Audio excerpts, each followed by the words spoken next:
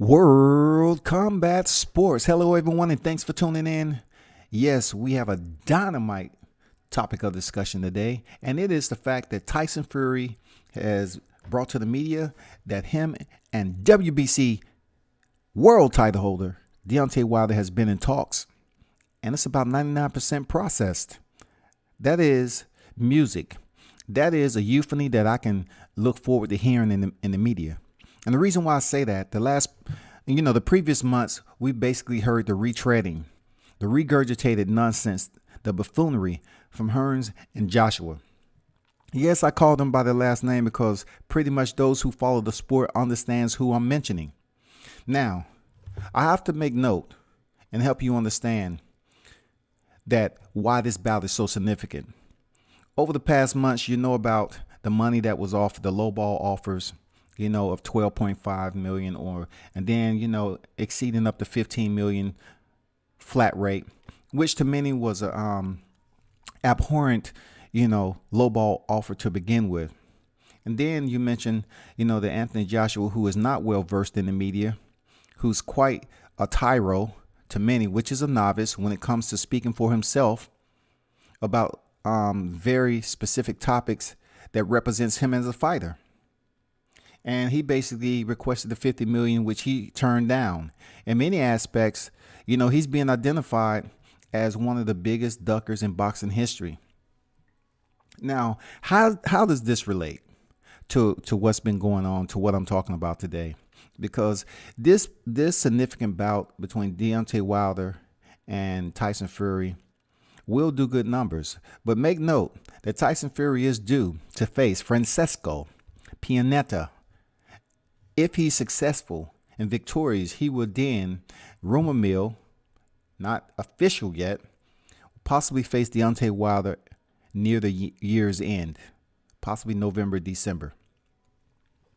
What does that mean there, boxing purists and mainstreamers? That means we get to see a quality heavyweight bout. But first, before I delve into that, I want to speak about what Anthony Joshua refused to do, how he's been basically soil the name of those pugilists, those combatants who have sacrificed blood, sweat, and tears, who went and split the ropes. Those British fighters like Lennox Lewis, Ricky Hatton, Joe Calzaghe, Nassim Hamed, Frank Bruno, Amir Khan, Nigel Benn, Chris Eubanks, David Hay, Bob Fitzsimmons, Randolph Turpin, Jimmy Wild. I mean, who else I have to say? Kell Brook, Ted Kate Lewis, Derek Chisora, Tyson Fury. Who? Duke McKenzie? There have been so many pugilists prior to.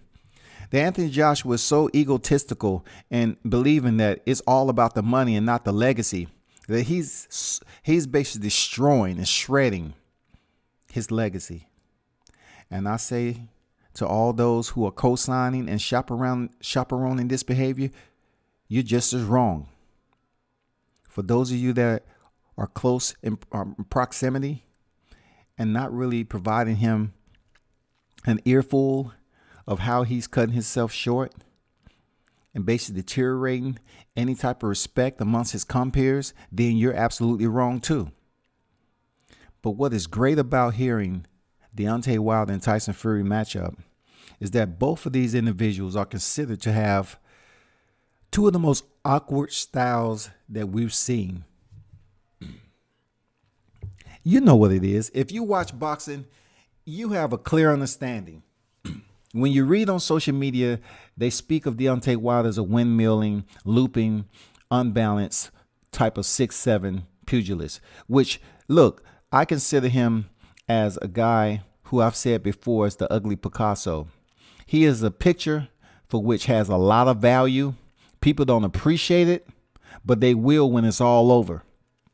Because in one sense, if you're saying that he's depleted of skills, but not giving him credit for having a underrated ring IQ, then you're wrong. You know what I'm saying? He has a surgical jab. He has power in both hands, though he's most noted for his right hand sledgehammer. Though I consider Tyson Fury the Batman of Gotham, I also consider Deontay Wilder Thor when he slams the dang right hand to the ground. When I say when he puts the right hand on his opponents, they hit the ground. It's just like Thor dropping the hammer. Period. Tyson Fury's style is his stature, his size, his imposing presence in the ring. And you know what? He understands his ownership of that stature. He understands his mobility. He gasses the pace how he sees fit. He delegates his offense just as he needs to get the victory. Tyson Fury is undefeated. He shocked the world by defeating Klitschko, a boxing legend, and he was a unified champion. He vacated those to take care of personal issues. He is a lineal champion. Anthony Joshua never defeated Tyson Fury. So those of you that get, that become energized on social media and tend to speak so heavily on Anthony Joshua money issues, how much he's making a fight, he never once defeated Tyson Fury, a fighter who is undefeated. He's undefeated. No one never defeated Tyson Fury, the Gypsy King. So why is he being discarded as if it's nothing? The man's been back in training and has dropped over 100 pounds. He's good for the camera. He's good for boxing. He's good for entertainment of the sport. Brash persona in which boxing has been absent of in this debacle that's been taking place and retreading over and over again in the past 3-4 months with Hearn and Joshua. It's good to see that we now have two bilateral pugilists who will trash talk and promo this fight. Now, granted, like I said before, Tyson Fury has an opponent in Francesco Pianata that's coming up. Betting odds is what they are. He should be able to finish this guy and then on to bigger and better names. And that name is the biggest right now, especially in the UK presence, because their golden child and Anthony Joshua. No, I wouldn't say the UK golden child because he's not. Because all the UK boxing fans over there aren't in line with the behavior that Joshua has been displaying. Being that they have all these fighters that have boxed before, who have sacrificed. They're spoiled in that mannerism, in that manifestation.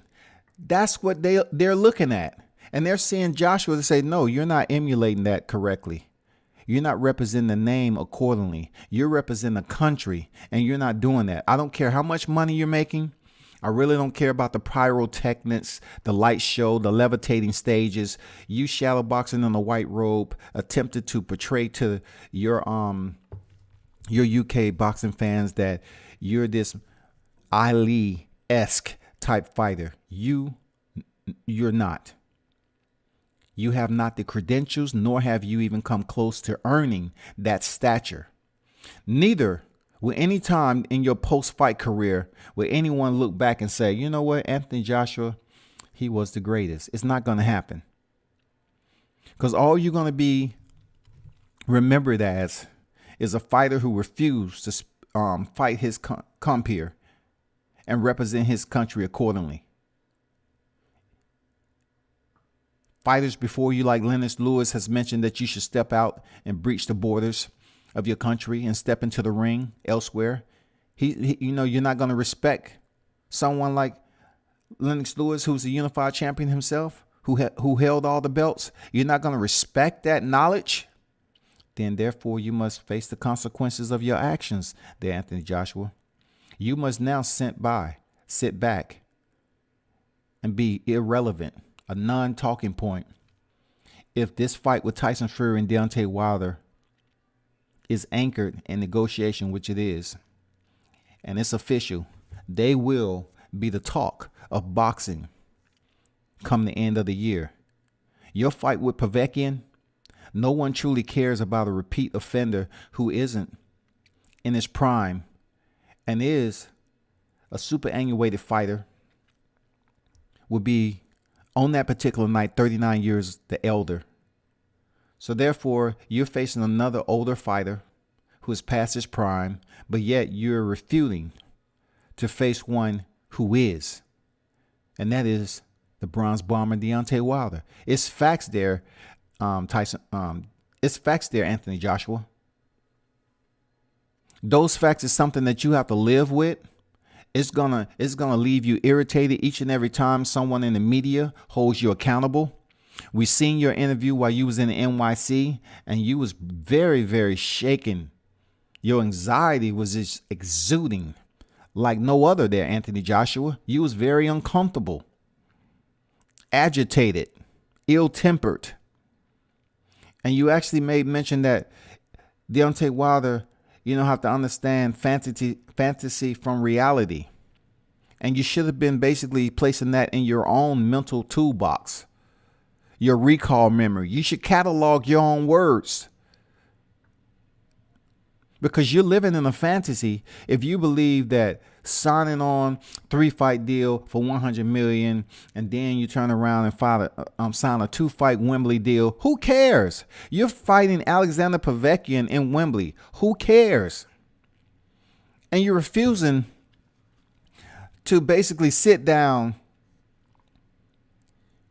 and have a reasonable talk. You won't even have Deontay Wilder in your presence because you know how much of a threat he is. He has to get permission from your people to be ringside. And then since he didn't show up, you want to say that, if he keeps talking, you're going to freeze him out. You don't want him ringside. And he's not able to get in the ring at the Alexander Povetkin fight unless the fight is signed. Joshua, you're really making an absolute fool of yourself when it comes to such a tough sport where, we see men and women do battle, take punishment. You know what I'm saying? They dig deep down. They go into reservoirs of intestinal fortitude that you yourself have not demonstrated on a consistent basis. Just because you struggled against Vladimir Klitschko on that night. You did. You didn't come in trained, no matter what they say. You wasn't trained efficiently enough to go in there against a legend like Klitschko, as old as he was and battle tested. You was the one that was dropped with a right hand. If you worked on your defense, you wouldn't have been on your back and then on all fours. If you worked on your defense and your offense to be effective, you would make these bouts a whole lot more entertaining. But you go in there and believe that Carlos Takam is a Hall of Famer. You believe Joseph Parker, who just went through a 12-rounder with Dillian White, he's a Hall of Famer. Do you think Dillian White is a Hall of Famer? What about Dominique Brazil, Charles Martin, Eric Molina? The legend that you have on your record was past his prime and on his way out the door. So you sit back and you have a nice one. You have a nice cold one. Because if this bout with Deontay Wilder and Tyson Fury actually happened, it's going to be superb promo. I hope you sit behind the screen at home and make all the jokes you want. But you know what? Those same individuals that's laughing with you, when they're not around, they're going to be laughing at you. And you better hope they loyal enough not to get you on a recording, because you've been the one making all the excuses. You've been the one lying back. It's no time for that. Us, the boxing fans, like myself, I'm motivated to see Deontay Wilder and Tyson Fury. And like I've always said, I didn't jump on the Tyson Fury bandwagon just because he returned to training. I always considered him a fighter, a unified champion who was willing to go and get the job done. Tyson Fury, where did he win the titles against Klitschko? Where? He went to that man's hometown. He's fighted. He's breached the borders and went into battle. That's what we do. That's what we do. And for you to continue to homestay and feel that you're in a refuge of comfort just because you don't want to accept the challenge, then you continue to do so. You continue to do so, Anthony Joshua. I'm not going to stop you, because those British fans is over there. They smart. They intelligent. They understand. They can reserve anything and everything just through the lens of their own perspective. And from what they're basically digesting right now is easy.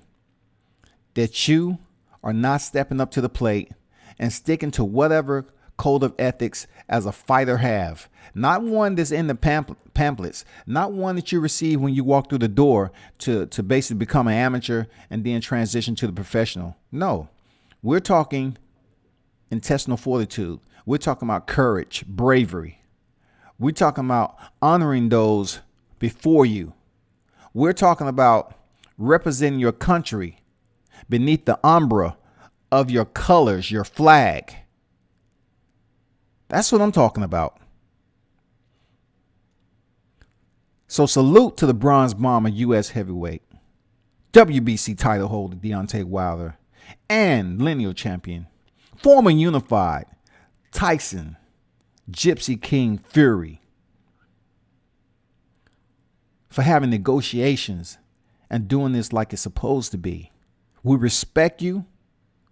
We're definitely going to be tuned in, and we're going to turn up. This is World Combat Sports.